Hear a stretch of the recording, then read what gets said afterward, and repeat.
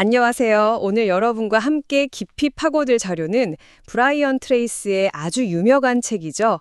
행동하지 않으면 인생은 바뀌지 않는다. 원제는 언스타퍼블입니다. 네, 자기계발 분야에서는 고전으로 통하는 책이죠. 맞아요. 켈리 최님이나 주원규님 같은 분들도 강력 추천했다고 하고요. 저희는 오늘 이 책이 단순히 움직여라 하는 걸 넘어서 제시하는 구체적인 원칙들 속에서 진짜 우리 삶을 바꿀 수 있는 그런 핵심 통찰을 좀 찾아보려고 합니다. 좋습니다.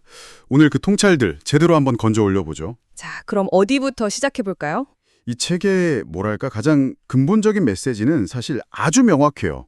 변화라는 게 머릿속 생각만으로는 절대 안 오고 결국엔 실제 행동에서 시작된다는 거죠. 행동이군요. 네, 브라이언 트레이시가 40년 넘게 수많은 사람 또 기업들을 만나면서 얻은 경험을 바탕으로 썼기 때문에 이게 그냥 뜬구름 잡는 이야기가 아니에요. 아주 구체적이고 당장 해볼 수 있는 그런 방법들을 제시하거든요. 아, 실천 가능한 방법들. 그렇죠. 오늘 우리는 그 방법들 속에서 아마 여러분이 들으시면서 이거다 하고 무릎을 탁 치실 만한 그런 실질적인 지혜들을 좀 찾아낼 겁니다. 기대되는데요. 책 시작부터 질문이 꽤 날카롭더라고요. 무엇이 당신을 현재에 안주하게 만드는가? 이 질문이요. 네, 그 질문이 핵심을 찌르죠. 우리 안에는 잠재력이 무한하다 이런 이야기 많이 듣잖아요. 테니스 웨이틀리라는 심리학자도 인간은 100번을 살아도 다 못 쓸 잠재력을 지녔다고 했다는데 근데 왜 현실에서는 자꾸 익숙한 자리에 머무르려고 할까요?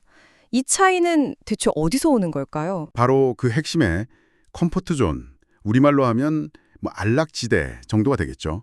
그게 자리 잡고 있기 때문입니다. 컴포트 존이요? 네, 이름 그대로 있기는 참 편안하고 익숙한 곳이에요. 그런데 역설적이게도 더 이상의 성장은 좀 기대하기 어려운 곳이죠. 아, 머무르면 편하지만 발전은 없는. 맞습니다. 이 책은 성공한 사람들의 결정적인 특징으로 끊임없이 이 컴포트 존의 경계를 넓혀나갔다는 점을 꼽아요. 그러니까 진짜 변화를 원한다면 이 익숙함하고는 작별해야 한다. 이건 선택이 아니라 필수라는 거죠. 필수다. 근데 이게 말처럼 쉽지는 않잖아요. 물론이죠. 당연히 어렵습니다.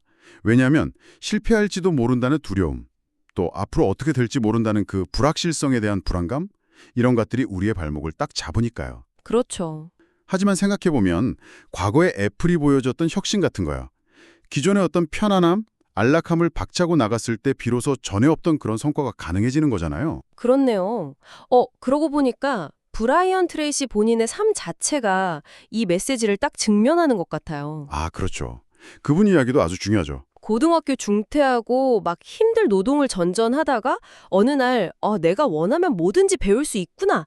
이걸 딱 깨닫고 세일즈에 도전하면서 인생이 완전히 바뀌었다고 하잖아요. 네, 180도 달라졌죠? 단순히 해야지 생각만 한 게 아니라 실제로 그 컴포트 존을 벗어나는 행동을 했기 때문에 가능했던 그런 반전인 거죠. 바로 그 지점입니다. 결국 여기서 제일 중요한 건 자기 자신에 대한 믿음, 다시 말해 자신감이에요. 자신감이요? 네, 컴포트 존을 벗어나는 그 용기는 결국 이 자신감에서 나오는 거거든요. 그런데 책에서는 이 자신감을 그냥 믿어라 이렇게 막연하게 말하지 않아요.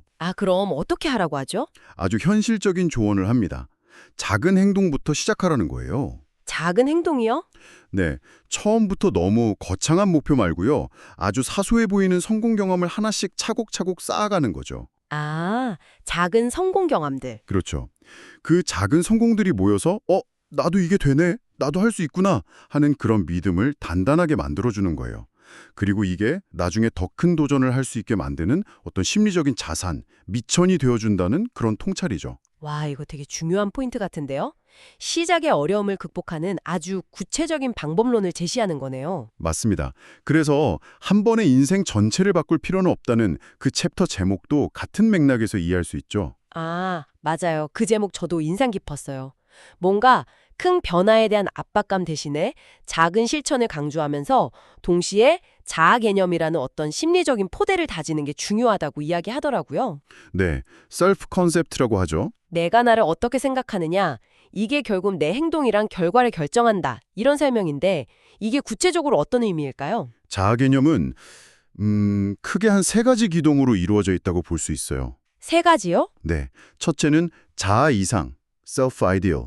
이건 뭐냐면 내가 되고 싶은 이상적인 나의 모습이죠. 둘째는 자아상, self image. 이건 현재 내가 스스로를 어떻게 인식하고 있느냐 하는 이미지고요. 그리고 마지막, 이게 가장 핵심인데 바로 자존감, self esteem입니다. 자존감. 많이 들어봤죠? 그렇죠. 스스로를 얼마나 가치 있고 또 사랑스럽게 여기는가 하는 부분이에요. 책에서는 특히 이 자존감의 역할을 엄청 강조하는데요. 흥미로운 건 이거예요. 나는 나를 좋아한다 라고 의식적으로 계속 반복해서 말하는 것만으로도 실제로 긍정적인 자아 개념을 만드는 데 도움이 된다고 주장한다는 점입니다. 와, 나는 나를 좋아한다. 이게 마치 무슨 주문처럼 들릴 수도 있겠는데요? 네, 그렇게 생각할 수도 있죠. 그런데 가만히 생각해보면 이게 또 일리가 있는 것 같아요. 우리가 평소에 무의식적으로 얼마나 자주 아우, 난 안 돼. 역시 난 이것밖에 못해. 이런 부정적인 자기 대화를 하는지 떠올려보면요. 엄청 많이 하죠, 사실. 그렇죠. 그런 말이 계속 쌓이면 진짜로 나 자신을 오가매는 그런 족쇄가 되잖아요. 반대로 스스로에게 좀 긍정적인 언어를 사용하는 습관을 들이면 그게 자신감을 불어넣고 그 에너지가 실제 행동으로 이어질 수도 있겠다 이런 생각이 드네요. 네, 아주 정확하게 보셨습니다. 그게 바로 캐럴 드웨 교수가 말하는 성장 마인드셋, 그로스 마인드셋하고 딱 연결되는 지점이에요. 성장 마인드셋. 네, 내 능력은 뭐 딱 정해진 게 아니라 노력하고 배우면 얼마든지 키울 수 있다. 이런 믿음이죠. 이 책은 여기서 한 걸음 더 나아가요. 부정적인 감정이나 생각이 딱 떠오를 때 그걸 의식적으로 딱 멈추고 긍정적인 측면에 집중하는 정신적 통제 훈련을 하라고 강조합니다. 정신적 통제 훈련. 쉽지 않겠는데요? 쉽지 않죠. 훈련이 필요합니다. 그리고 이 모든 변화의 시작점은 결국 뭐냐? 이 상황의 책임은 나에게 있다. 라고 딱 받아들이는 데서 출발한다고 말해요. 아, 책임 수용. 네. 남 탓, 뭐 환경 탓 이런 걸 멈추고 온전히 내가 책임진다. 이렇게 생각할 때 비로소 상황을 바꿀 힘을 우리가 얻게 된다는 거죠. 물론 이게 말처럼 쉽진 않아요.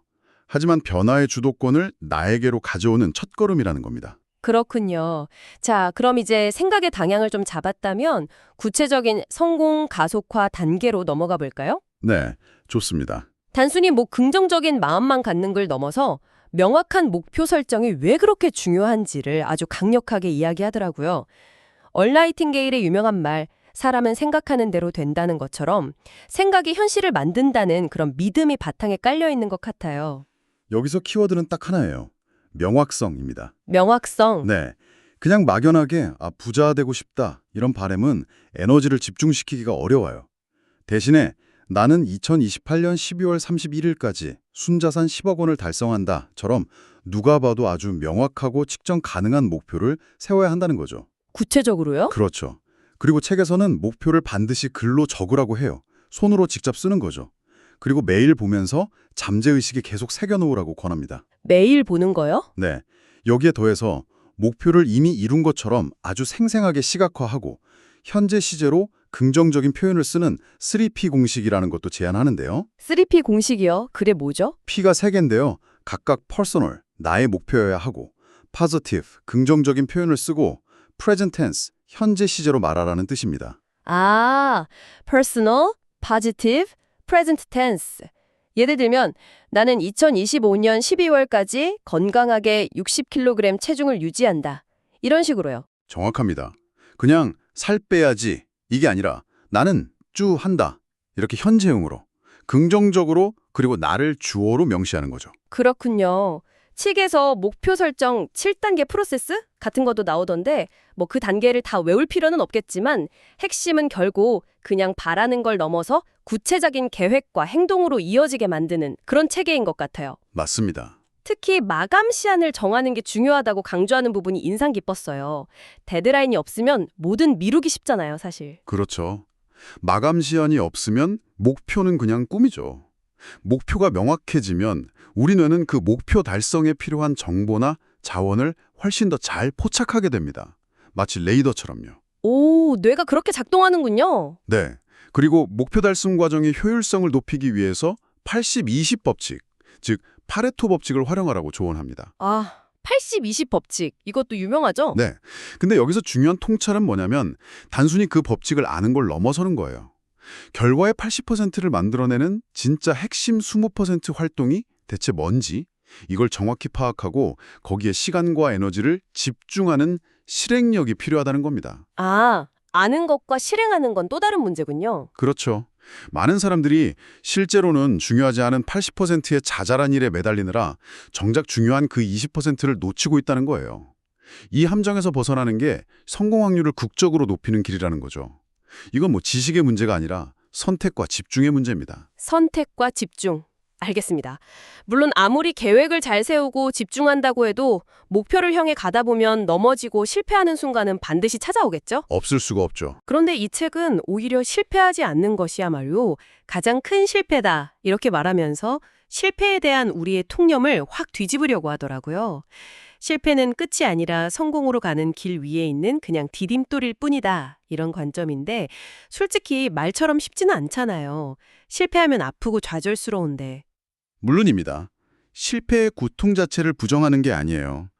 다만 그 실패를 어떻게 해석하고 그걸 어떻게 활용하느냐가 결정적인 차이를 만든다는 겁니다. 해석과 활용이요? 네.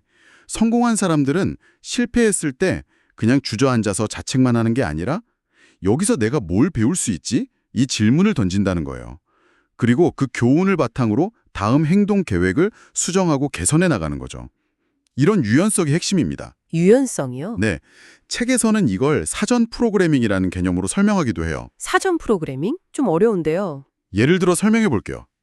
만약 중요한 발표를 앞두고 있다면 혹시 발표 자료 파일이 갑자기 안 열리면 어떡하지? 그럼 만약을 대비해서 인쇄본을 미리 준비해 두자. 이런 식으로요. 발생할 수 있는 문제 상황을 미리 예측하고 대비책을 세워두는 거예요. 실패 가능성 자체를 계획의 일부로 포함시키는 거죠. 최악의 시나리오까지 생각해보고 대비책은 마련해두는 거군요. 그렇죠. 짐 콜린스가 말한 파멸의 고리, 둠루프라는 개념도 비슷한 맥락에서 언급되는데요. 파멸의 고리요? 네, 한번 실패의 늪에 빠지면 부정적인 생각과 행동이 계속 꼬리에 꼬리를 물고 이어지기 쉽잖아요. 그걸 의식적으로 딱 끊고 다시 긍정적인 행동으로 전환하는 용기가 필요하다는 거죠. 문제가 생겼을 때 외면하지 않고 즉시 해결책을 찾으려고 하는 태도, 이것도 결국 훈련이 필요한 부분이겠네요. 네, 훈련이 필요하겠죠. 더 나아가서 위기 예측, crisis anticipation이라는 개념도 소개하는데요.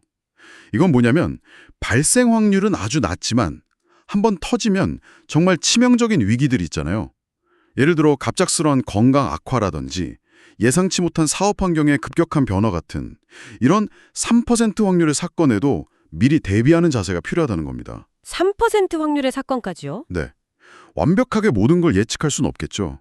하지만 잠재적인 위험 요소가 뭐가 있을지 미리 한번 생각해보고 최소한의 대비책이라도 마련해두는 것과 그냥 아무 생각 없이 있다가 위기를 맞는 것은 엄청난 차이를 만들어냅니다. 특히 요즘처럼 불확실한 시대에 장기적인 성공을 생각한다면 반드시 필요한 통찰이라고 생각해요. 와, 위기 예측까지. 정말 깊이 들어가네요. 자, 성공을 위한 여정에서 시간 관리 역시 빼놓을 수 없는 요소일 텐데요. 물론이죠. 시간은 누구에게나 공평하니까요. 책에서는 많은 분들이 아마 아실 거예요. 그 유명한 시간 관리 매트릭스. 긴급성과 중요성을 기준으로 4개 사분면으로 나누는 거요. 이걸 활용하라고 조언하죠. 네, 스티븐 코비 책에서도 나왔던 거죠. 맞아요. 특히 장기적인 성공과 직결되지만 당장은 급하지 않은 일, 즉 제2사분면. 중요하지만 급하지 않은 일, 여기에 의식적으로 시간을 투자하는 게 정말 중요하다고 강조하더라고요. 그렇죠. 그게 핵심이죠. 맨날 급한 불 끄는데 매몰되거나 아니면 중요하지도 않은 일, 제3, 4사분면에 시간을 낭비하지 말라는 그런 경고이기도 하고요. 이 시간 관리 매트릭스는 단순히 일정 관리 기술 이런 차원이라기보다는요. 자신의 삶의 목표와 가치를 기준으로 시간 사용의 우선순위를 정하는 어떤 철학에 가깝다고 봐요. 철학이요? 네. 제2사분면에 속하는 활동들, 예를 들면 꾸준한 자기개발, 중요한 인간관계 관리, 건강 증진, 장기적인 계획 수립, 이런 것들은 당장 눈에 보이는 성과가 없거나 급하지 않으니까 자꾸 미루기 쉽거든요. 맞아요. 저부터도 그래요. 그렇죠. 하지만 길게 보면 바로 이 활동들이 마치 복리효과처럼 차곡차곡 쌓여서 결국 인생의 질과 성취 수준을 결정짓는다는 겁니다. 그래서 꾸준히 여기에 시간을 배분하려는 의식적인 노력이 꼭 필요해요. 의식적인 노력. 알겠습니다. 자, 이제 거의 마지막으로 온 것 같은데요. 리더십에 대한 관점도 좀 흥미로웠어요. 네, 리더십 부분도 다루고 있죠. 특히 서번트 리더십, 우리말로 하면 섬기는 리더십 모델을 제시하면서 다른 사람의 성공을 돕는 것이 궁극적으로는 자신의 성공으로 이어진다는 그런 시각을 보여주는 점 인상 깊었습니다. 그렇습니다. 진정한 리더는 뭐 위에 군림하고 지시만 하는 그런 존재가 아니라 구성원들 한 사람 한 사람이 각자의 잠재력을 마음껏 펼치고 성장할 수 있도록 지원하고 도와주는 사람이라는 거죠. 지원하고 돕는 사람. 네. 이런 리더십은 단순히 개인의 성공을 넘어서 조직 전체가 건강하게 성장하고 발전하도록 이끄는 아주 중요한 원동력이 됩니다. 결국 이 책 전체를 쭉 관통하고 있는 주체적인 행동, 성장 지향적인 마인드셋, 목표 중심적인 사고 같은 이런 원칙들이 개인의 삶뿐만 아니라 다른 사람들과 함께 성과를 만들어가는 이 리더십 영역에서도 똑같이 중요하다는 것을 아주 잘 보여주는 대목이라고 생각해요. 그렇군요. 오늘 브라이언 트레이시의 행동하지 않으면 인생은 바뀌지 않는다. 속 핵심 원칙들을 정말 다양한 각도에서 깊이 있게 살펴본 것 같습니다. 네, 정말 많은 이야기를 나눴네요. 여러 중요한 이야기가 오갔지만 결국 모든 것은 아는 것을 넘어서 실행하는 것에서 시작된다는, 어찌 보면 참 단순하지만 그래서 더 강력한 메시지로 귀결되는 것 같아요. 전적으로 동의합니다. 긍정적인 자아 개념을 바탕으로 명확한 목표를 딱 세우고 실패를 그냥 실패로 끝내는 게 아니라 배움의 과정으로 여기면서 꾸준히 행동하는 것. 그리고 그 과정에서 얻는 피드백을 통해서 유연하게 방향을 수정하면서 끊임없이 성장해 나가는 것. 이것이야말로 뭐 시대나 상황이 변해도 계속 적용될 수 있는 이 책이 우리에게 전하는 성공의 보편적인 원리가 아닐까 생각합니다. 네. 오늘 나눈 이야기들이 듣고 계신 여러분의 삶에도 긍정적인 자극, 그리고 뭔가 나도 한번 해봐야겠다 하는 그런 실천의 동기를 좀 부여했기를 진심으로 바랍니다. 자, 이제 마무리하면서 여러분께 한 가지 생각해 볼 질문을 던져볼까 합니다. 네, 어떤 질문인가요? 이 책은 주로 개인의 의지와 행동을 강조하는 측면이 강하잖아요. 그런데 만약 여러분이 혼자가 아니라 누군가와 함께, 예를 들어 동료나 친구, 멘토 혹은 팀원들과 함께 목표를 향해 나아간다면 어떨까요? 주변의 지지나 도움을 적극적으로 활용했을 때 그 컴포트 존을 깨고 목표를 향해 나아가는 과정이 혼자일 때와 비교해서 어떻게 달라질 수 있을지 한번 상상해 보시는 겁니다. 거기서 어떤 시너지 효과가 날 수 있을지, 또 반대로 혹시 생각지 못한 새로운 어려움은 없을지, 이 질문에 대해서 잠시 고민해 보시는 것도 오늘 나눈 이야기들을 여러분의 삶에 적용해 보는 의미 있는 시간이 될 것 같습니다.